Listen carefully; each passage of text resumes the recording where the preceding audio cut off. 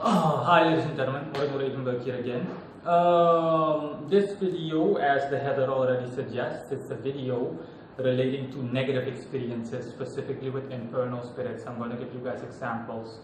And before I start, I want to say that this is not anti-propaganda and all of that, The spirits don't get offended by, the guys that I've worked with will not get offended by this, okay? They're not snowflakes, they're spirits, they're much better than that, they're infinitely better than that, as a matter of fact. Even if they're infernal. But someone commented on one of my videos. It's the last comment up to this date, this was yesterday, and that got me to thinking, and I thought about recording this video, which I'm doing right now. So again, in short, I am going to discuss negative experiences because not a lot of people out there discuss negative experiences, and I least of all, okay? The majority of my work is solely based on positive results, but never do I highlight any negativities, or rarely do I do so. So yeah, this is going to be the can of worms, the proverbial can of worms that I'm going to be opening. In any case, yeah, let's start. This is a freelance video, honestly. It's not like I thought about what I was going to do beforehand, so just all of these experiences are going to be off the top of my head experiences. Let me see, okay, and this is going to be with spirits in general. My beloved Lord Samael, he's the first example that I'm going to give. I remember when I first started working with him, that, but this was deserved, okay, one example. This is deserved. This was when I first started working with him, and back then when I first started working with him, I put him in charge of every aspect of my life, so that includes finances. But the problem is too that back then I wasn't able to communicate with him properly. If I wanted to know what he was thinking about, he was there, but I couldn't communicate with him easily the same way that I communicate with a human being. This was literally, I was in the infancy stages or infant stages of occultism, and he was the first spirit that I successfully got results with,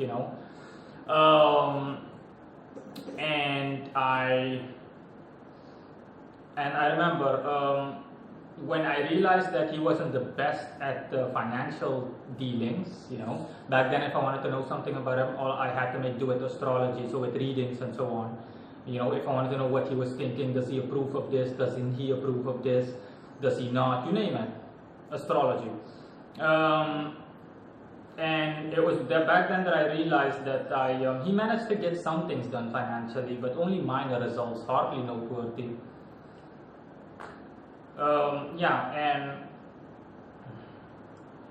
And he's telling me right now that I don't have to worry, just like I said, we're not snowflakes, that's what he's saying. So again, whatever you have to say, go ahead, say it. That's why I'm pausing, sorry.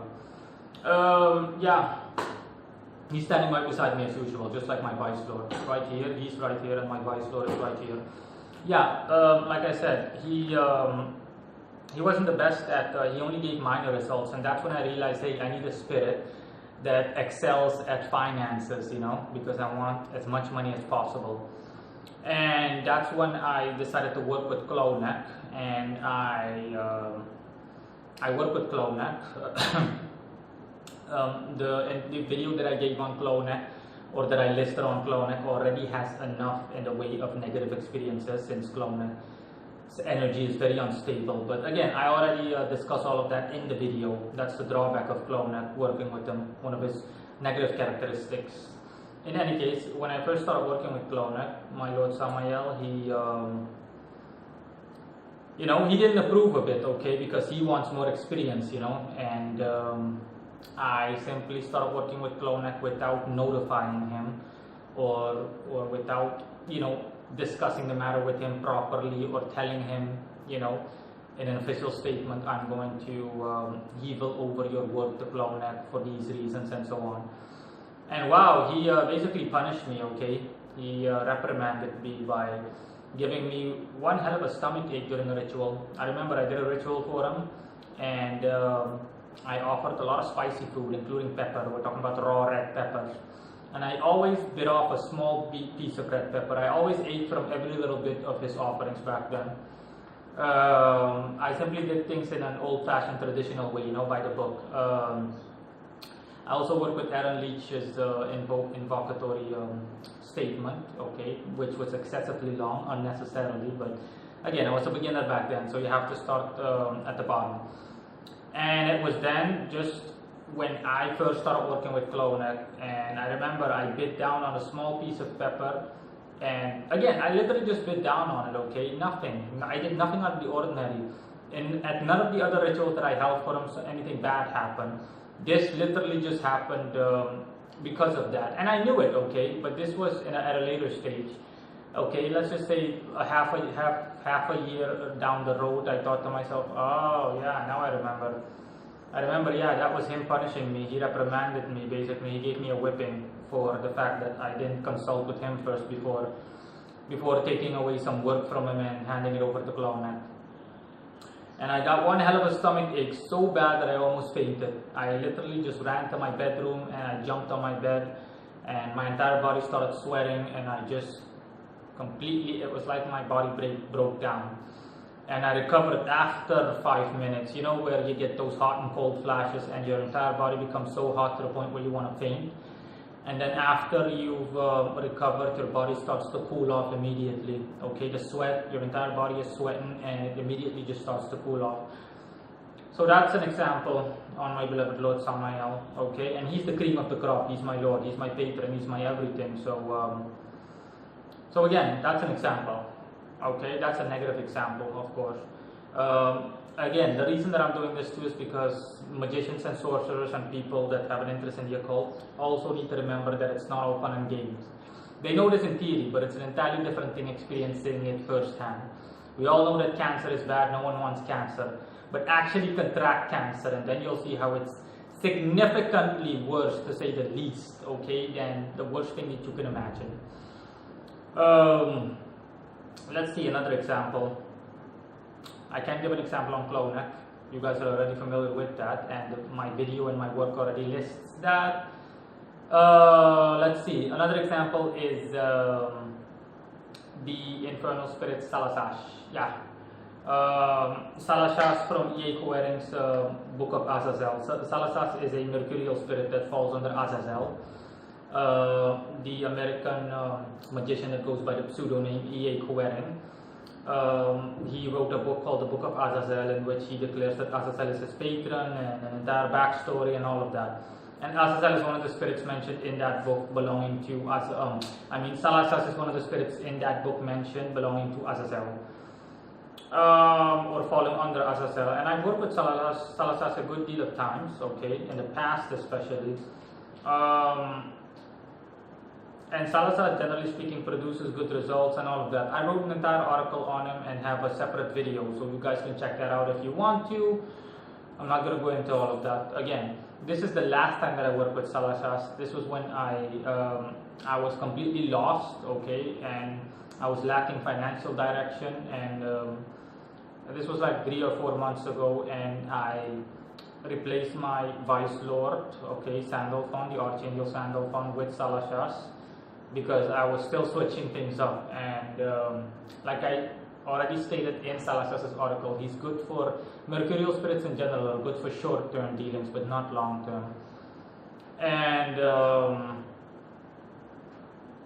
And he managed to get me a good deal of money in the first few days. I could pawn off some things, I could do this, I could do that. So money came in really quick, okay, but this was small fry money, okay, this was really small time money, just enough that I needed to get by and to survive and to buy food and so on for myself, most basic household necessities. And again, after a week or so, I got an eerie, I'm talking about a really bad feeling came over me. My intuition automatically tells me when things are going to go wrong, or when dealing with a spirit is not going well, and whether it's going awry or in a really bad direction. And my intuition told me, nah, this is going to go wrong, okay, because Salazar, all of a sudden things took a turn for the worse. And when I confirmed via readings, I noticed that Salazar was busy with expanding, but in an experimental way. So basically he was busy trying out new things, but that's the last thing that I want, someone trying out new things. I need someone that knows what he's doing. And and things really took a turn for the worse. I mean, the company that I work with to process my payments via my website and via my web store. This is not the ringtone. The company that I work with for processing payments and so on, and seeing to it that I get my money, that company sacked me, in the sense that they automatically closed off my account. They also terminated my credit card. All of this happened, okay, 2 or 3 similar things happened, and all of this happened literally within a span of 2 or 3 days. And I was like, holy crap, what the hell's happening? And again, to say it was unpleasant to experience, to say the least, okay? And I could also notice that the astral stress, okay, the stress that it took on my astral body also blew over to the physical for obvious reasons, or logically speaking. Because I got like blisters in my mouth, 1 or 2 blisters, a bunch of annoying minor diseases or disorders started popping up. But to be honest or fair, only that 1 blister in my mouth, or 2 blisters. But nevertheless, it still really hurt, and I could tell right away that this is because of all the stress and so on. The toll that it takes on it took on my astral body. The whole change of working with someone else and all of that, and all the changes associated with it. So that's another example.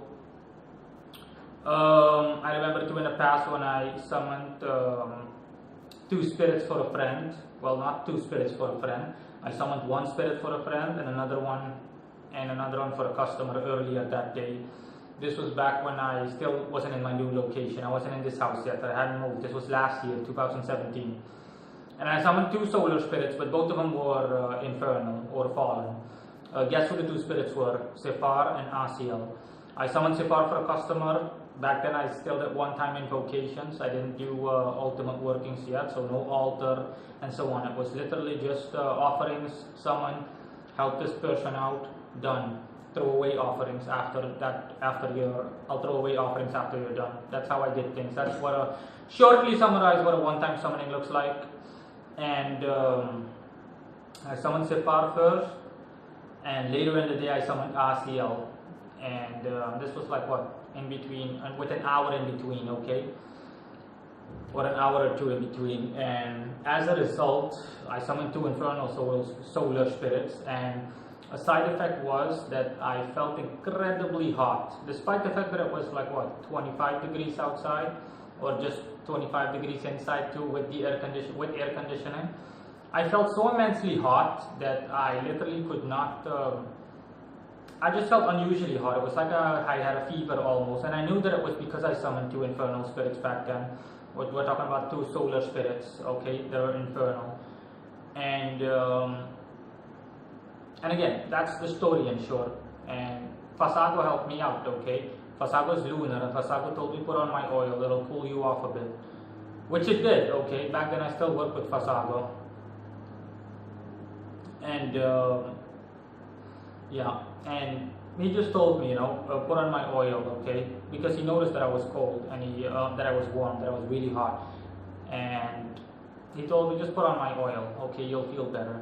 Which I did, and I did feel better, It cooled me off right away, and I was able to relax. Let's see, that's another example. What other examples can I give? Let me see. I also recall one situation. I have written an article on that. I think I did a video, but I'm not sure. This was when I summoned the customer's holy guardian angel.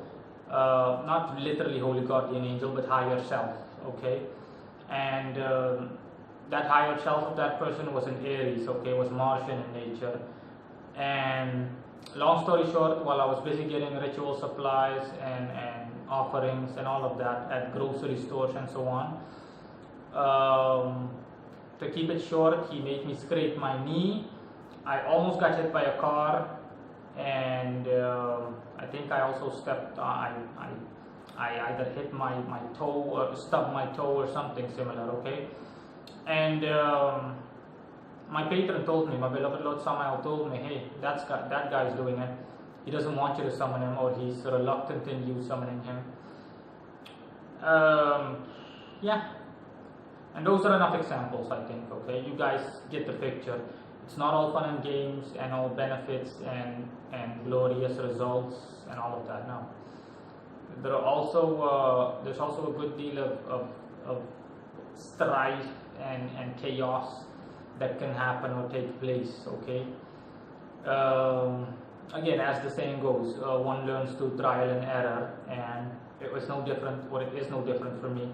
You have to be willing to put everything on the line, and the drawback can be that everything, your entire life can literally just collapse. So it can collapse. Okay, a couple of months ago, before my Vice Lord, before I appointed him as my Vice Lord permanently, my beloved Sandalphon, my Vice Lord Sandalphon, when I made the mistake, the horrendously bad mistake of replacing him, I'm not going to get too much into that, but when I made that mistake of replacing him, literally my entire financial life collapsed, honestly. And of course I had bills to pay and everything, I had a living standard to maintain. And everything just went down the crapper or down the drain to the point where I could barely even afford to buy food on a daily basis. And I was like, oh. And I almost had a nervous breakdown. But these two, thank goodness, they stopped me from that.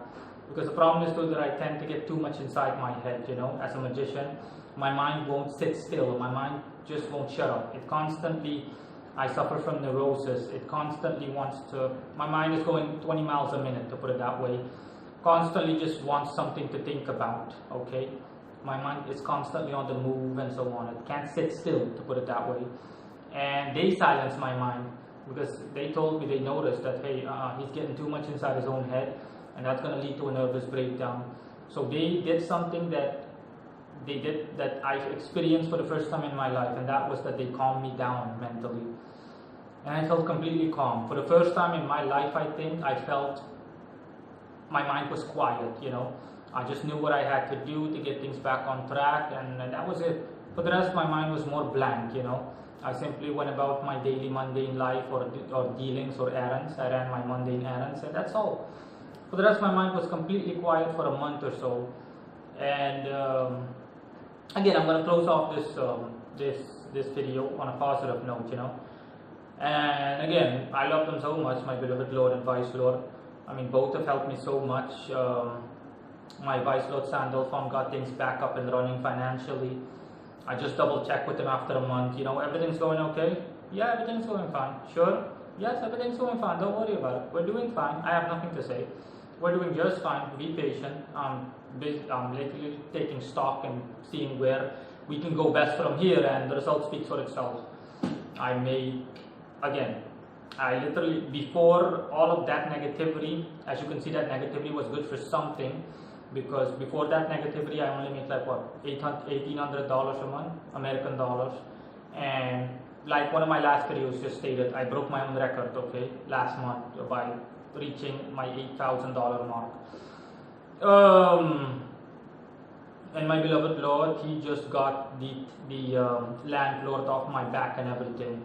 Okay, I love him the most. My Vice Lord comes in second place, and he doesn't mind that. But my Lord, he just helped me out so much. He kept me strong through everything, and he literally just silenced everyone he basically silenced every person that needed money from me. Landlord, as in, hey, Mr. Ravenberg, we have things that we need to do with the money, pay, come on, the rent is way past due and all of that, you're 3 months behind in the rent. Nah, he stopped all of that. He silenced everyone, okay, he basically silenced every person that I owed money to, and I can't thank him enough for that. And he told me, I'll only let go, when Sandalphon has gotten things back on track, when your Vice Lord has gotten things back on track, then I'll just let go of my grip on people that you owe money, and you could just pay your bills and go about your daily life. He just really helped me. Okay, every now and then they do something as in, hey, we'll be right back, we just need to discuss something about you. We're just going to talk about you for a bit. But I know that it's in a constructive way, They just want to discuss something that is not unfit for my ears, but that I'm better off not knowing, which I don't mind. So again, for me, engaging with them is literally like people, It's the same way that someone is going to say, hey, hold on for a second, we need to discuss something about you, you can go. And with me, it's the same thing. They just tell me, as in, hey, we're gonna disappear. We'll be back in 5 seconds or 10 seconds or something. We discuss something about you. They did that before they silenced my mind, and I was able to think clearly. And yeah, that's it, pretty much. Bye.